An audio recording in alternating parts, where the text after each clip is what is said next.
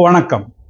லாரிங்கியோட்ரக்கியல் bronchitis அப்படின்னா லாரிங்ஸ்ல மட்டும் இல்லை, லாரிங்ஸ் சொல்லும்போது வாய்ஸ் பாக்ஸ், லாரிங்ஸ்ல மட்டும் இல்லை, அதுக்கு கீழே காத்து போற வின் பைப்லையும் அதுக்கு கீழே லங்ஸ்ல போற ப்ரோங்கஸ் ஏரியாலையும் இந்த ஃபுல் ஏரியாலையும் 3 ஏரியால இன்ஃபெக்ஷன் வந்தா அதுதான் லாரிங்கியோட்ரக்கியல் bronchitis. இப்போ இந்த ஸ்ட்ரக்சரோட இம்பார்ட்டன்ஸ் என்னன்னா, நான் ஒரு பிக்சர் காட்டுறேன், அப்போ உங்களுக்கு கொஞ்சம் கிளியரா புரியும். இந்த பிக்சர் பாருங்க, இதுதான் லாரிங்ஸ், இது ட்ரக்கியா, இது ப்ராங்கஸ். இந்த 3 இடத்துலையும் இன்ஃபெக்ஷன் வந்ததான் லாரிங்கியோட்ரக்கியல் bronchitis. இதுல இந்த ஏரியாவோட ஸ்பெஷாலிட்டி என்னன்னா, இந்த ஏரியா மட்டும் கிரைகாய்ட் கார்ட்லேஜ், அது மட்டும் அந்த ஏரியாவில் மட்டும்தான் கம்ப்ளீட் ஒரு ரிங் மாதிரி வருது. அந்த ரிங் மாதிரி வரும்போது என்ன ஆகும்னா, மொத்த ஏரியா எல்லாம் கம்ப்ளீட்டா எக்ஸ்பேண்ட் ஆகிறதுக்கு வாய்ப்பு இருக்கு, சான்சஸ் இருக்கு. ஆனா இந்த ஏரியாவில் ரிங் ஆகிறதுனால எக்ஸ்பேண்ட் ஆகாது, அதே சைஸ் ஃபிக்ஸ்டு தான் இருக்கும். அப்ப என்ன ஆகும்னா, கம்ப்ளீட் இன்ஃபெக்ஷன் வரும்போது இந்த ஏரியாவில் பாதிப்பு ஜாஸ்தி வரும். அப்போ லாரிங்கியோட்ரக்கியல் bronchitisனா இந்த ஃபுல் ஏரியாவில் இன்ஃபெக்ஷன் வர்றது, அது குறிப்பிட்ட இந்த சப்குளாட்டிக் ஏரியா அப்படின்னா நான் காட்டினேன் இல்லையா, அந்த கிரைகாய்ட் கார்ட்லேஜ், அந்த ரிங் ஏரியாவில். இந்த பிக்சர் பார்த்தீங்கன்னா இங்கே ஒரு இன்ஃபெக்ஷன் இல்லை, நார்மலாக இருக்கு.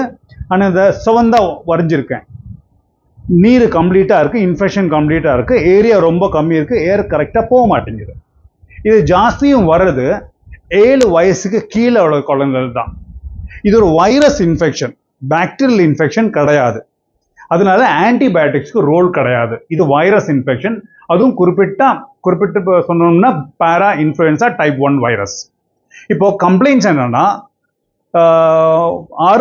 ஆரம்பம் மூக்கடப்பு இருக்கும், ஸ்லைட்டா காய்ச்சல் இருக்கும், தும்மல் இருக்கும். அது ஒரு நாள்ல 2 நாள்ல இருமலா மாறிடும். அது இருமல் கூட பார்த்தீங்கன்னா ரொம்ப சிவியரா இருக்கும், ஒரு டைப்ல சவுண்டு வரும், பிராசி காஃப்னு சொல்லுவோம். சி அனிமல் ஒன்று இருக்கு, சீல்னு சொல்லி, அது எப்படி சவுண்ட் பண்ணுதோ அதே மாதிரி சவுண்டு வரும். அது மட்டும் இல்லை, சவுண்டு சேஞ்சாக இருக்கும். நார்மலாக பேசும்போது அப்படியே ட்ரீட்மெண்ட் இல்லாமல் விட்டுட்டோம்னா மூச்செடுக்கு ப்ராப்ளம் இருக்கும். இப்போ நம்ம ஹாஸ்பிட்டலில் வரும்போது குழந்தை எக்ஸாமின் செய்யும்போது டெம்பரேச்சர் இருக்கும், பல்ஸ் ரேட் ஜாஸ்தியாக இருக்கும், 100க்கு மேலே இருக்கும், 100 110 இருக்கும். அது மாத்திரம் இல்லை, ரெஸ்பிரேட்டரி ரேட், மூச்செடுக்கிற ரேட் ஜாஸ்தியாக இருக்கும். அந்த வீசிங் சவுண்டு, வீசிங்னு சொல்ல முடியாது, ஸ்ட்ரைடர்னு சொல்லுவோம். அது மூச்சு எடுக்க முடியல, அது ஸ்ட்ரைடர்னு சொல்லுவோம், அது இருக்கும். இப்போ டெஸ்ட் செய்யணும்னா சிபிசி, நார்மல் சிபிசி சிஆர்பி வச்சு ஸ்டார்ட் பண்ணுவோம். சிபிசி வேல்யூ ஹையா இருக்கும், சிஆர்பி வேல்யூ ஹையா இருக்கும். அப்படின்னா உடம்புல எங்கேயோ இன்ஃபெக்ஷன் இருக்குன்னு தான் அர்த்தம். எக்ஸ்ரே வேணும், அந்த எக்ஸ்ரேயோட ஃபைண்டிங்ஸ் காட்டி தரேன். இது நார்மல் எக்ஸ்ரே. இந்த பிளாக்கை உள்ள பார்க்கறது ஏர்வே. இது பார்த்தீங்கன்னா ஆல்மோஸ்ட் சேம் சைஸ்ல தான் போகுது. ஆனால் இந்த எக்ஸ்ரே பாருங்க, இங்க கீழ் பாகம் இங்கே வர திக்கா இருக்கு, மேலே ரொம்ப தின் ஆயிடுச்சு, ஏன்னா இங்கே பிளாக் இருக்கு. அது ஆப்பிள் கோர் அப்பியரன்ஸ் இல்லாட்டி ஸ்டீப்பிள் சைன்னு சொல்லுவோம் எக்ஸ்ரேல. இப்போ இதுல டயக்னோசிஸ் ஆயிருச்சு. இப்போ ஆக்சிஜன் சேச்சுரேஷன், ஆக்சிஜன் கம்மி ஆகுதா இல்லையான்னு பார்க்கணும். இதோட காம்ப்ளிகேஷன் என்னன்னா, ட்ரீட்மெண்ட் இல்லாம விட்டுட்டோம்னா இது ரெஸ்பிரேட்டரி ஃபெயிலியர், மூச்சு ஸ்டாப் ஆகிறதுக்கு சான்சஸ், ரெஸ்பிரேட்டரி ஃபெயிலியர் சான்ஸ் இருக்கு. ஆக்சிஜன் எவ்வளோ ட்ராப் ஆகுதுன்னு பார்க்கணும். இப்போ ஆக்சிஜன் பல்ஸ் ஆக்சிமீட்டர் பார்த்துட்டே இருப்போம். எவ்வளோ சீக்கிரம் முடியுமோ ஒரு ஃபிளெக்சிபிள் எண்டோஸ்கோபி செய்வோம். அது ஆப்ரேஷன் தியேட்டர்ல இல்லாட்டி ஃபுல் செட்டை வச்சுட்டு செய்யணும். இப்போ இந்த லாரிங்கோஸ்கோப் செய்யறது மெயினா இதுக்கு டயக்னோசிஸ்க்கு கிடையாது. எக்ஸ்ரே எடுத்துட்டோம், அதுல ஆல்மோஸ்ட் டயக்னோசிஸ் கிடைச்சிருச்சு. இதுக்கு இதே மாதிரி வேற கண்டிஷன்ஸ் இருக்கு, அது அந்த கண்டிஷனா இதுதானான்னு கன்ஃபார்ம் பண்ணணும். அதனால நம்ம அந்த லாரிங்கோஸ்கோப்பி ரொம்ப ஃபோர்ஸ் பண்ண மாட்டோம், ஒரு தடவை 2 தடவை ட்ரை பண்ணி நிப்பாட்டிடுவோம். அந்த லாரிங்கோஸ்கோப்பி எண்டோஸ்கோப்பி மூக்குல இருந்து நேர லாரிங்ஸ்க்கு வரும். லாரிங்ஸ்ல சப்குளாட்டிக் ஏரியா வரை இந்த எண்டோஸ்கோப் போகாது, மேல இருந்து தான் பார்க்கணும். இதுதான் லாரிங்கல் ஏரியா, பாத்தீங்களா? அப்போ இங்கேயும் சிவந்திருக்கு, நீரும் இருக்கு. இந்த ஏரியாவில் பார்த்தீங்கன்னா சப்குளாட்டிக் ஏரியாவில் அடைஞ்சிருக்கு, ஒரு ஸ்வெல்லிங் இருக்கு. இப்போ இதுக்கு ட்ரீட்மெண்ட்டு நான் முதல்ல சொன்ன மாதிரி மூச்சு நிற்கிறதுக்கு சான்ஸ் இருக்கு. அதனால ஒப்சர்வேஷன் எல்லாம் இன்டென்சிவ் கேர் யூனிட் ஐசியூவில் தான் செய்கிறது.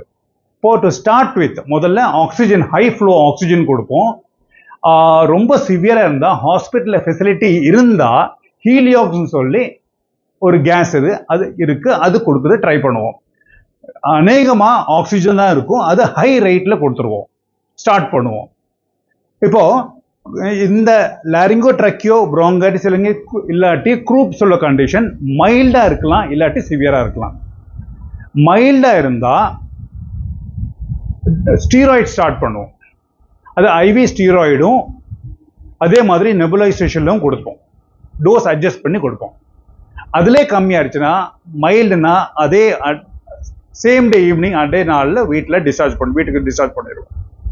அப்படி இல்லை சிவியர் கண்டிஷன்னா ஐசியூவில் ஆக்சிஜன் ஸ்டார்ட் பண்ணதுக்கப்புறம் வெயினில் ஸ்டீராய்ட்ஸ் கொடுப்போம். Same time nebulisation, adrenaline nebulisation கொடுப்போம். ஒரு சின்ன கேப்புக்கு அப்புறம் பியூட்டிசோனைடு நெபுலைசேஷன் கொடுப்போம். சப்போஸ் செஸ்டில் ப்ராப்ளம் இருந்தால், வீசிங் மாதிரி ப்ராப்ளம் இருந்தால் நம்ம வென்டோரலினும் ஸ்டார்ட் பண்ணுவோம். இது ரிப்பீட் பண்ணிகிட்டே இருப்போம். அது எப்போ கம்மியாகுதோ அது வரைக்கும் ரிப்பீட் பண்ணுவோம். அதுக்கப்புறம் டோசேஜ் கம்மி பண்ணுவோம். இப்போ இது மட்டும் இல்லை, காய்ச்சல் கம்மியாகிறதுக்கு மருந்து கொடுப்போம். இதுக்கு ஆன்டிபயோட்டிக்ஸ் தேவை கிடையாது. ஆனால் 2-3 நாளுக்கு அப்புறம் இன்ஃபெக்ஷன் கம்மி ஆகலை அப்படியே இருந்தால், செகண்டரி பாக்டீரியல் இன்ஃபெக்ஷன் இருக்கான்னு டவுட்டாக இருந்தா, இல்லாட்டி பிளட் டெஸ்ட்டில் பாக்டீரியல் இருக்குன்னு டவுட்டாக இருந்தால் நம்ம ஆன்டிபயோட்டிக் கொடுப்போம். இல்லாட்டி இந்த ட்ரீட்மெண்ட் மட்டும் போதும். ஆக்சிஜன் கொடுப்போம், IV steroids, nebulization 3 nebulization, adrenaline, budesonide, அப்புறம் வென்டோரலின். நான் இந்த பேரெல்லாம் சொல்கிறேன், ஆனால் நீங்கள் வீட்டில் வச்சு இது இன்னும் ட்ரை பண்ணக்கூடாது. ஹாஸ்பிட்டலில் போய் அதுக்கு டோசேஜ் இருக்குது, எவ்வளோ கொடுக்கணும், எப்போ கொடுக்கணும், அதோட சைடு எஃபெக்ட் என்னன்னா டாக்டரில் எக்ஸ்பிளைன் பண்ணி கொடுப்பாங்க, அதுக்கப்புறம் தான் கொடுக்கணும். இது இப்படி இந்த டோஸ் கூட கொடுத்துருக்கேன், ஆனால் அது வச்சு நீங்கள் வீட்டில் எல்லாம் ட்ரை பண்ணக்கூடாது. ஏன் சொல்கிறேன்னா, இந்த கண்டிஷன் ரெஸ்பிரேட்டரி ஃபெயிலியர் வரைக்கும் போகலாம், அதனால சொல்கிறேன். இப்படி தான் லாரிங்கோட்ரக்கியல் ப்ரோங்கைட்டிஸ் இல்லாட்டி க்ரூப் சொல்ல கண்டிஷன் மேனேஜ் பண்ணுறது. வணக்கம்.